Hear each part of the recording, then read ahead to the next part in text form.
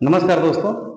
हम लोग banking topic को शुरू करेंगे और बैंकिंग किसी भी देश में कैसे कार्य करता है और उसके क्या-क्या गतिविधियाँ होती हैं उसके बारे में हम चर्चा करेंगे। ठीक ना? तो किसी भी देश, चाहे वो हमारा देश हो या कोई भी देश हो, सभी बैंकिंग गतिविधियों को नियंत्रित करने के लिए, कंट्रोल करने के लिए एक सेंट्रल बैंक होता है। भारत में वो सेंट्रल बैंक कौन है? भारतीय रिजर्व बैंक है, जिसको हम लोग आरबीआई भी कहते हैं, यानी रिजर्व बैंक ऑफ इंडिया है। आरबीआई का जो गठन हुआ तो हिस्ट्री में आप पढ़े होंगे, अधिनियम आया था, भारत शासन अधिनियम 1935। भारत शासन अधिनियम 1935, ठीक है ना? तो जब भारत शासन 1935 आया, भारत शासन अधिनियम, तो इसमें भारत में एक बैंकिंग व्यवस्था को महसूस किया गया कि एक भारत में भी ऐसा बैंक होना चाहिए जो क्रेडिट लेन देन, लोन वगैरह गतिविधियों को नियंत्रित करे। तो इसी समय एक आरबीआई एक्ट लाया गया, जिसको हम लोग 1934 आरबीआई एक्ट 1934 लाया गया, और इसी के तहत भारतीय रिजर्व बैंक यानी आरबीआई का स्थापना हुआ। ठीक ना? तो आरबीआई अब भारत में सेंट्रल बैंक है और ये बैंकिंग से संबंधित लगभग सभी गतिविधियों को नियंत्रित करता है। ठीक ना? अब दूसरा बात क्या है कि भारतीय रिजर्व बैंक भारत में जितने बैंक हैं उनको तीन भागों में बांटता है: अधिसूचित बैंक, गैर अधिसूचित बैंक और विकास बैंक। ठीक ना? आरबीआई क्या करता है कि भारत में जितने बैंक हैं, छोटे हैं बड़े हैं, सबको तीन भागों में बांट देता है और उसके बाद नियंत्रण करता है उस पर। ठीक ना? तो पहला अधिसूचित बैंक, दूसरा गैर अधिसूचित बैंक और तीसरा विकास बैंक। ठीक ना? तो अधिसूचित बैंक किसे कहते हैं? अधिसूचित बैंक जैसे देखिए, जब कोई एक्ट आता है ना तो उस एक्ट में कुछ धाराएं होती हैं, कुछ लिस्ट होता है ना। तो उसी तरह जब आरबीआई एक्ट आया तो इसमें एक धारा 2 है। ठीक ना? और धारा 2 के तहत एक लिस्ट बनाया गया है। ठीक ना? उस लिस्ट में जिन बैंकों का नाम है उन्हें ही अधिसूचित बैंक कहते हैं। ठीक ना? और आरबीआई इन पे मुख्य रूप से ध्यान देता है। ठीक ना?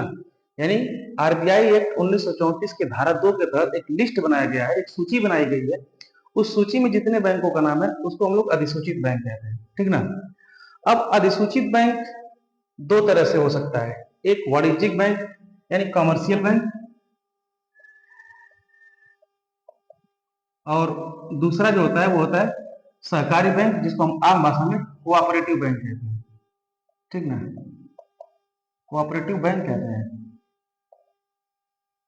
देखिए, कमर्शियल बैंक का काम क्या होता है? ये लाभ कमाना चाहता है। ये अपने गतिविधियों के माध्यम से, अगर ये चाहेगा कि इसका 100 रुपए खर्चा हो रहा है तो उस पर 104 रुपए, 103 रुपए, 105 रुपए कमाए। मतलब कमर्शियल बैंक सेवा के लिए कार्य नहीं करता है, कमर्शियल बैंक लाभ के लिए कार्य करता है। कोऑपरेटिव बैंक क्या करता है कि ये नो लॉस नो प्रॉफिट पर काम करता है। मतलब ये लॉस में भी नहीं जाएगा और ये प्रॉफिट भी नहीं कमाना चाहता है। ये सहयोग के भाव से कार्य करता है कि भाई देखो ना, हमको लाभ चाहिए ना हमको हानि चाहिए, हम 100 रुपए मेरे पास है, वो 100 रुपए मेरा पड़ा रहना चाहिए। ठीक ना? तो हम लोग इकोनॉमिक्स में ज्यादातर जो है कॉमर्शियल बैंक को और इधर डेवलपमेंट बैंक को कवर करते हैं। मेन हमारा जो दो पोर्शन है यही है। कोऑपरेटिव बैंक को थोड़ा बहुत एमसीक्यू के दृष्टिकोण से देख सकते हैं, लेकिन हम लोग कॉमर्शियल बैंक और डेवलपमेंट बैंक को यानी विकास बैंक को अच्छे से देखेंगे। अब देखिए, जो कॉमर्शियल बैंक होता है ये भी चार तरीके का होता है। एक पब्लिक सेक्टर का बैंक हो जाता है, एक प्राइवेट सेक्टर का बैंक हो जाता है, दूसरा फॉरेन बैंक हो जाता है और तीसरा जो है आरआरबी हो जाता है। ठीक ना?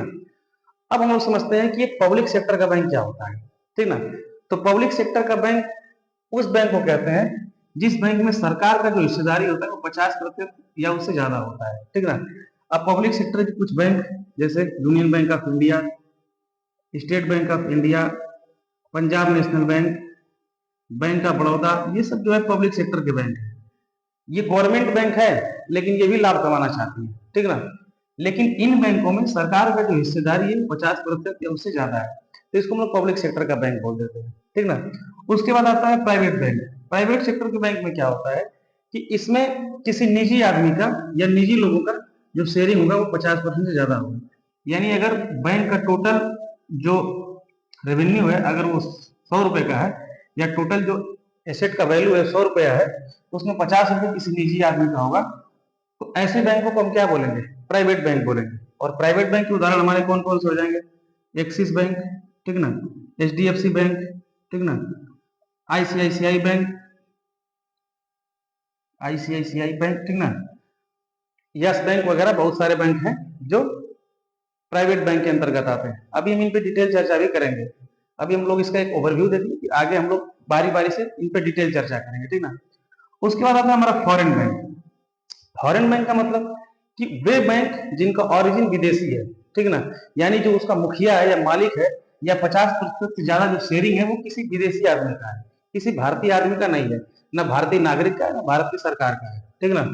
तो अगर किसी बैंक जिसकी वैल्यू 100 रुपए है, उसमें अगर 50 रुपए, जो 50 रुपए या उससे ज्यादा की हिस्सेदारी किसी विदेशी आदमी या विदेशी कंपनी या विदेशी सरकार का है, ऐसे बैंक को हम फॉरेन बैंक कहते हैं। फॉरेन बैंक के उदाहरण सिटी बैंक या स्टैंडर्ड चार्टर्ड बैंक, HSBC, ये सब जो बैंक है, RBL bank, royal bank of London, आप जानते होंगे, कनॉट प्लेस में इसका शाखा भी है, ठीक ना। तो ये फॉरेन बैंक कहे जाएंगे, ठीक ना, क्योंकि इन सब में क्या है, इन सब में जो हिस्सेदारी है 50% या उससे ज्यादा किसी विदेशी आदमी का हिस्सेदारी है, भारत के लोगों का हिस्सेदारी उसमें ज्यादा नहीं है, ठीक ना।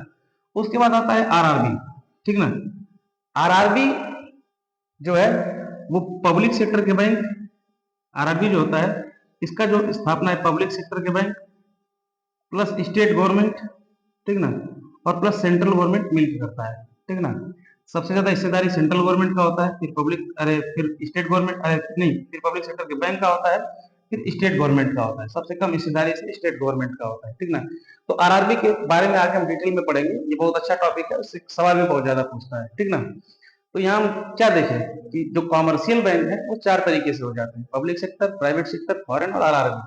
पब्लिक सेक्टर में 50% या उससे ज्यादा हिस्सेदारी गवर्नमेंट की, प्राइवेट सेक्टर में 50% या उससे ज्यादा हिस्सेदारी किसी प्राइवेट आदमी की, और फॉरेन बैंक में 50% या उससे ज्यादा हिस्सेदारी किसी विदेशी नागरिक या विदेशी गवर्नमेंट की, किसी की भी, मतलब भारत का वो ना हो।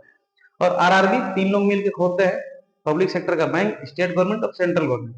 तो इसके बारे में डिटेल चर्चा आगे करेंगे। उसके बाद हमारा आता है कोऑपरेटिव बैंक। देखिए, कोऑपरेटिव बैंक जो होता है ना, वो लाभ नहीं कमाना चाहता, ये नहीं कि हम आपसे पैसा कमाना चाहते हैं, लाभ कमाना चाहते नहीं, ये काम करता है नो प्रॉफिट नो लॉस। तो डायरेक्ट क्वेश्चन आता है कि सहकारी बैंक किस पे काम करता है, कोऑपरेटिव बैंक किस पे काम करता है, तो ये नो प्रॉफिट और नो लॉस पे काम करता है, ठीक ना। इसका सीधा सीधा मतलब है कि हमको न कमाना है ना डुबाना है, हमारा जो एसेट है, हमारा जो वैल्यू है वो हमारा रहना चाहिए, ठीक ना। तो सहकारी बैंक भी 2 तरह के होते हैं, एक ग्रामीण सहकारी बैंक। ग्रामीण सहकारी बैंक का मतलब जो रूरल एरिया को ध्यान में रख के खोले जाते हैं, जैसे जिला सहकारी बैंक को आप जानते ही होंगे, ठीक ना, हर गांव में एक हो जाता है जिला सहकारी बैंक, ठीक ना, या पूर्वांचल ग्रामीण बैंक, ये सब क्या है, सहकारी बैंक के अंतर्गत आते हैं। अब सहकारी बैंक कोऑपरेटिव, मतलब एक कोऑपरेटिव है, कोऑपरेशन कर रहे हैं एक दूसरे के साथ, ये प्रॉफिट आपसे एकदम नहीं कमाना चाहते हैं, ठीक ना, ये आपका सहयोग कर रहे हैं, ये ऐसे लोगों को टारगेट करते हैं जो छोटे छोटे लोग हैं, जो दिन का 100 रुपए कमा रहे हैं, 200 रुपए कमा रहे हैं। तो अगर एक बैंक में जाएंगे तो 100 रुपए आपका जमा हो जाएगा, 200 रुपए जमा हो जाएगा। और दूसरा होता है शहरी सहकारी बैंक। शहरी सहकारी बैंक मतलब कि ऐसे जो लोग शहर में रहते हैं, मजदूरी करते हैं, वो जो रोज रोज का पैसा कमा रहे हैं, उनको अगर अपना पैसा कहीं जमा करना है तो शहरी सहकारी बैंक में जमा कर सकते हैं। इसका उदाहरण हो सकता है बॉम्बे क्रेडिट कोऑपरेटिव सोसाइटी, इसमें पैसा जमा कर सकते हैं। ये उतना ज्यादा महत्वपूर्ण नहीं है, इसके बारे में थोड़ा सा ओवरव्यू हम आगे चर्चा कर लेंगे, जब विस्तार से बारी बारी से सबके बारे में चर्चा करेंगे, तो सहकारी बैंक के बारे में भी हम देख लेंगे, ठीक ना। उसके बाद जो सबसे महत्वपूर्ण होता है वो होता है विकास बैंक एंड डेवलपमेंट बैंक। अब इसके बारे में थोड़ा सा हम समझते हैं।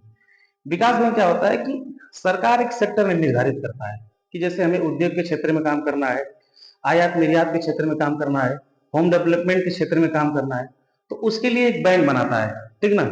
और वो बैंक क्या करता है कि उस सेक्टर में लगे जितने भी लोग हैं उनका सहयोग करता है। जैसे देखिए, नाबार्ड क्या करता है कि नाबार्ड एग्रीकल्चर को आगे बढ़ाने के लिए या एग्रीकल्चर के डेवलपमेंट के लिए कार्य करता है, ठीक ना।